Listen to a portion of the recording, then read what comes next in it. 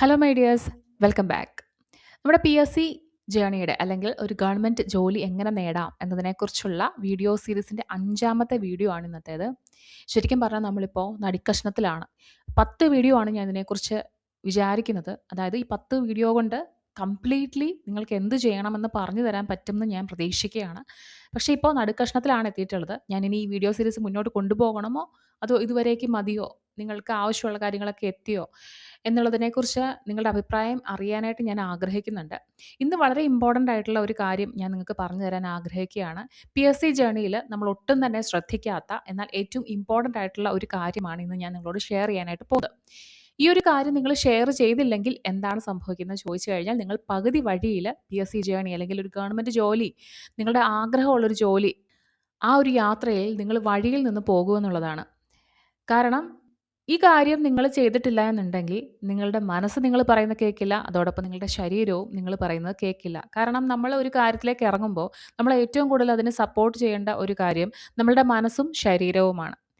ഇന്ന് ഞാൻ നിങ്ങളുടെ അടുത്ത് ഷെയർ ചെയ്യാൻ പോകുന്നത് അത് എങ്ങനെ എന്ത് ചെയ്യണം എന്നുള്ളതാണ്.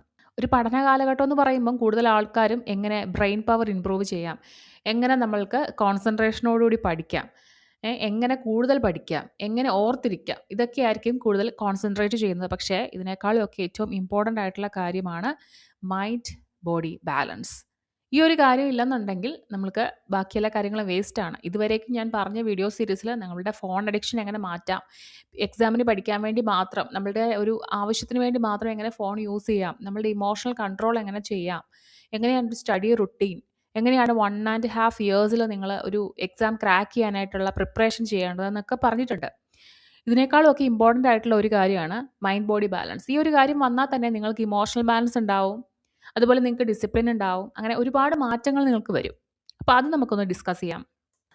ഈ ഒരു വീഡിയോ ചെയ്യാനുള്ള കാരണം എന്ന് പറഞ്ഞു കഴിഞ്ഞാൽ, ഞാൻ എല്ലാ ഏരിയയും നന്നായിട്ടൊന്ന് വിശദമായി പഠിച്ചതിന് ശേഷമാണ് നിങ്ങൾക്ക് ഏതൊക്കെ ഏരിയയിൽ വീഡിയോസ് പ്രൊവൈഡ് ചെയ്യണമെന്ന് നോക്കിയിട്ടുള്ളത്. കാരണം കമൻറ്റ്സ് വന്നിട്ടുണ്ടായിരുന്നു, ഞാൻ ഒത്തിരി പഠിക്കുന്നുണ്ട് പക്ഷേ എനിക്കൊന്നും ഓർക്കാൻ പറ്റുന്നില്ല. ഇതിൻ്റെ മെയിൻ റീസൺ എന്തായിരിക്കും? നിങ്ങൾ ഒരുപാട് മണിക്കൂറുകളോളം പഠിക്കുന്നു, പക്ഷേ നിങ്ങൾ വിചാരിക്കുന്ന ആ ഒരു റിസൾട്ട് നിങ്ങൾക്ക് കിട്ടുന്നില്ലെന്നുണ്ടെങ്കിൽ നിങ്ങളുടെ മെയിൻ പ്രോബ്ലം എന്ന് പറയുന്നത് നിങ്ങൾ എഫോർട്ട് ഇടുന്നില്ല എന്നുള്ളതല്ല, നിങ്ങളുടെ മൈൻഡ് ബോഡി ബാലൻസ് നിങ്ങൾ വിചാരിക്കുന്നിടത്തില്ല എന്നുള്ളതാണ്. ഒരുപാട് പി എസ് സി ആസ്പിറൻസ് അല്ലെങ്കിൽ ഗവൺമെൻറ് ജോലി ആഗ്രഹിക്കുന്ന ആൾക്കാരൊക്കെ സ്റ്റഡീസിലേക്ക് നന്നായിട്ട് കോൺസെൻട്രേറ്റ് ചെയ്യുന്നുണ്ടായിരിക്കും. അവരുടെ ഫോക്കസ് സ്റ്റഡീസിലേക്ക് മാത്രമായിരിക്കും, ബാക്കി എല്ലാ കാര്യങ്ങളും മാറ്റി വെച്ചിട്ടുണ്ടായിരിക്കും. പക്ഷേ അവരൊരു വലിയ കാര്യം ലൈഫിൽ അവോയ്ഡ് ചെയ്യുന്നുണ്ട്. ഒന്ന്, നിങ്ങൾക്കൊരു ടയേർഡ് ബോഡിയാണ് ഉള്ളതെങ്കിൽ, നിങ്ങളുടെ ശരീരം വേണ്ടത്ര ആരോഗ്യപൂർണ്ണമല്ല, ടയേർഡായിട്ടിരിക്കുകയാണെങ്കിൽ നിങ്ങളുടെ മനസ്സിനെ അത് ഫോക്കസ് ചെയ്യാൻ സമ്മതിക്കത്തില്ല എന്നുള്ളതാണ്. 2, നിങ്ങളുടെ മനസ്സ് ഡിസ്റ്റർബ് ആയിരിക്കുവാണെങ്കിൽ നിങ്ങൾ പഠിക്കുന്ന കാര്യങ്ങൾ ഓർത്തിരിക്കാനും പറ്റില്ല. അതായത് ഈ മനസ്സും ശരീരവും തമ്മിൽ നല്ല ഒരു ബന്ധമുണ്ട്. അതായത് നിങ്ങളുടെ മനസ്സും ബോഡിയും എപ്പോഴും അലൈൻഡ് ആയിട്ടിരിക്കണം എന്നർത്ഥം. ഇങ്ങനെ അലൈൻഡ് അല്ലെങ്കിൽ നിങ്ങൾ എന്ത് സ്ട്രാറ്റജി പ്രയോഗിച്ചാലും അത് വർക്ക് ചെയ്യില്ല. ഓക്കെ, സോ നിങ്ങളുടെ റിയാലിറ്റി ചെക്ക് നമുക്ക് നോക്കാം. നിങ്ങൾ ഒരുപാട് മണിക്കൂർ ഇരിക്കുന്നുണ്ട്, പക്ഷേ പഠിക്കുന്ന സമയത്ത് ഉറക്കം വരുവാണ്. വായിക്കുന്നുണ്ട് പക്ഷെ ഒന്നും ഓർമ്മയില്ല. പഠിക്കുന്നുണ്ട് പക്ഷെ ഭയങ്കരമായിട്ട് സ്ട്രെസ് ഫീൽ ചെയ്യാണ്. ഇത് ലേസിനെസ് ആയിട്ട് നിങ്ങൾ കാണല്, ഇതൊരു ഇംബാലൻസ് ആണ്. ശരിക്കും പറഞ്ഞു കഴിഞ്ഞാൽ നിങ്ങളുടെ മൈൻഡ് ബോഡി ബാലൻസ് ഇല്ല എന്ന് വേണം കരുതാൻ. ഓക്കെ, സോ ഇന്നത്തെ ഒരു കോർ കൺസെപ്റ്റ് എന്ന് പറയുന്നത് 3 കാര്യങ്ങൾ ഡിപ്പെൻഡ് ചെയ്തിട്ടുള്ളതാണ്. നിങ്ങളുടെ ഫോക്കസ്, നിങ്ങളുടെ എനർജി, നിങ്ങളുടെ കൺസിസ്റ്റൻസി. ഓക്കെ, ഈ 3 കാര്യങ്ങളും മൈൻഡ് ബോഡി ബാലൻസിനെ ഡിപ്പെൻഡ് ചെയ്തിട്ടുള്ള കാര്യങ്ങളാണ്. സോ എങ്ങനെ നിങ്ങൾക്കൊരു മൈൻഡ് ബോഡി ബാലൻസ് ക്രിയേറ്റ് ചെയ്തെടുക്കാം എന്ന് നോക്കാം. ആദ്യം നിങ്ങൾ ചെയ്യേണ്ട കാര്യം, ഫസ്റ്റ് തിങ് ഈസ് നിങ്ങളുടെ ഉറക്കം എന്നുള്ള കാര്യം ഫിക്സ് ചെയ്യുക എന്നുള്ളതാണ്. എല്ലാവർക്കും 8 മണിക്കൂറോ 9 മണിക്കൂർ ഉറക്കം കിട്ടിയെന്ന് വരില്ല. ചെറിയ കുട്ടികളെയൊക്കെ ആയിട്ട് പഠിക്കുന്ന ആൾക്കാർക്ക് അത്രയും നേരം ഉറങ്ങാൻ പറ്റില്ല, കണ്ടിന്യൂസ്ലി ഉറങ്ങാൻ പറ്റില്ല, ഡിസ്റ്റർബ്ഡ് ആയിരിക്കും. അങ്ങനെ പല പല കാരണങ്ങൾ കാണും. അല്ലെങ്കിൽ മറ്റെന്തെങ്കിലുമൊക്കെ കാര്യങ്ങൾ ജോലി ചെയ്തുകൊണ്ട് പഠിക്കുന്നവർക്ക് ഒക്കെ ഇവർക്ക് ഒരുപാട് സമയം ചിലപ്പോൾ ഉറങ്ങാൻ പറ്റിയെന്ന് വരില്ല. ജോലി കഴിഞ്ഞ് വന്ന് വീട്ടിലെ ഒരുപാട് കാര്യങ്ങൾ ചെയ്യാനുണ്ടായിരിക്കും. ഓക്കെ, അതെല്ലാം കഴിഞ്ഞിട്ട് വേണം പഠിക്കാൻ. അപ്പോൾ വേണ്ടത്ര ഉറങ്ങാൻ പറ്റിയെന്ന് വരില്ല. പക്ഷേ നിങ്ങൾ ഉറങ്ങുന്ന സമയം കൃത്യമാകാൻ ശ്രദ്ധിക്കുക. അതായത് മിനിമം ഇത്ര മണിക്കൂറെങ്കിലും നിങ്ങൾ ഉറങ്ങാൻ വേണ്ടി ശ്രദ്ധിക്കുക. ഫോർ എക്സാമ്പിൾ, നിങ്ങൾ 5 മണിക്കൂറൊന്ന് സെറ്റ് ചെയ്തിട്ടുണ്ടെന്ന് വിചാരിക്കുക.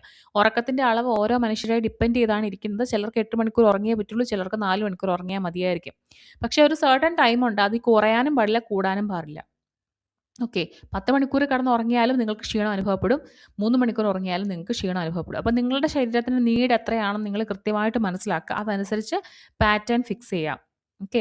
ഒരു 6 മണിക്കൂറെന്ന് നമ്മൾ വിചാരിക്കാം. അതായത് ഒരു ദിവസം 24 മണിക്കൂറിനുള്ളിൽ 6 മണിക്കൂർ. രാത്രി നിങ്ങൾക്ക് 4 മണിക്കൂറേ ഉറങ്ങാൻ പറ്റുകയുള്ളെങ്കിൽ പകല് നിങ്ങൾക്ക് 2 മണിക്കൂർ എപ്പോഴെങ്കിലും ഒന്ന് ഉറങ്ങിയാൽ ഒന്ന് ബാലൻസ് ചെയ്യാൻ പറ്റും. അങ്ങനെ ഒരു 6 മണിക്കൂർ ഡെയിലി ഉറങ്ങുന്നു എന്ന് വിചാരിക്കുക. അതാണ് നിങ്ങൾ ഫിക്സ് ചെയ്തിരിക്കുന്നത്. അതിനുശേഷം നിങ്ങൾക്ക് ചെയ്യാൻ പറ്റുന്ന ഒരു കാര്യം എന്ന് പറയുന്നത്, ഇത് എല്ലാവർക്കും പറ്റണമെന്നില്ല. കൃത്യമായ സമയത്ത് ഉറങ്ങാനും കൃത്യമായ സമയത്ത് എഴുന്നേൽക്കാനും ശ്രമിക്കുക. ഓക്കെ. ഇപ്പം ഞാൻ പറഞ്ഞല്ലോ, ചില എക്സെപ്ഷൻസ് എല്ലാ ഏരിയാസിലും ഉണ്ട്. നിങ്ങളുടെ പാറ്റേൺ അനുസരിച്ച് അത് നിങ്ങൾ ഫിക്സ് ചെയ്യുക. ഇതിൽ നിങ്ങൾ മെയിനായിട്ട് ചെയ്യേണ്ട ഒരു കാര്യം, നിങ്ങൾ ലേറ്റ് നൈറ്റ് സ്ക്രോൾ ചെയ്യാതിരിക്കുക എന്നുള്ളതാണ്. മൊബൈലിൽ സ്ക്രോൾ ചെയ്തുകൊണ്ട് ഉറങ്ങുന്ന പരിപാടി ഉണ്ടെങ്കിൽ അത് ഇന്ന് തന്നെ നിർത്തുക. ഓക്കെ. കാരണം അത് നെക്സ്റ്റ് ഡേ നിങ്ങളുടെ ഒരു കംപ്ലീറ്റ് ഫെയിലിയറിലേക്ക് നിങ്ങളെ എത്തിക്കും. മൊബൈൽ സ്ക്രോളിംഗ് എന്ന് പറയുന്നത്, അതിനെക്കുറിച്ചൊക്കെ നമ്മൾ ഓൾറെഡി പറഞ്ഞതാണല്ലോ. ഇനിയും പറഞ്ഞ് ബോറടിപ്പിക്കുന്നില്ല. രണ്ടാമത്തെ കാര്യം എന്ന് പറഞ്ഞാൽ വെരി വെരി ഇമ്പോർട്ടൻറ്റ്. അതായത് എല്ലാ ദിവസവും ഒരു 20 മിനിറ്റ്സ് എങ്കിലും, ഒരു ഹാഫ് ആൻ അവർ 20 മിനിറ്റ്സ്, അതിനുള്ളിൽ 30 മിനിറ്റ് 20 മിനിറ്റിനുള്ളിൽ നിങ്ങളൊരു ഫിസിക്കൽ ആക്ടിവിറ്റി തിരഞ്ഞെടുക്കുക എന്നുള്ളതാണ്.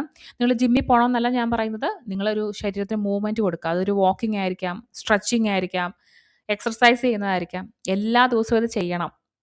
നിങ്ങൾ ഓർക്കും, പഠിക്കുന്ന കാര്യം പറയുമ്പോൾ ഇവരെന്തിനാണ് എക്സർസൈസിൻ്റെ കാര്യമൊക്കെ പറയുന്നത്. പക്ഷേ ഇത് നിങ്ങൾക്ക് വരുത്താൻ പോകുന്ന മാറ്റം എന്നാൽ നിങ്ങൾക്ക് അനുഭവിച്ചാൽ മാത്രമേ മനസ്സിലാകാൻ പറ്റുള്ളൂ. നിങ്ങളുടെ ബ്ലഡ് ഫ്ലോ ഇമ്പ്രൂവ് ചെയ്യും. അതുകൊണ്ട് തന്നെ നിങ്ങളുടെ ഫോക്കസ് നന്നായിട്ട് കൂടും. നിങ്ങളുടെ മെമ്മറി പവറും കൂടും.